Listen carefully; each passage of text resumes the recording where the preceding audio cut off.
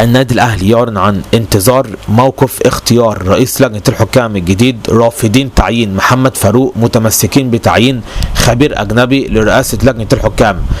طبعا كلنا شفنا زيارة محمد فاروق إلى وزير الرياضة، وكده خلاص واضح للجميع إن وزير الرياضة هو من اختار رئيس لجنة الحكام الجديد، وطبعا ده يعتبر تدخل حكومي.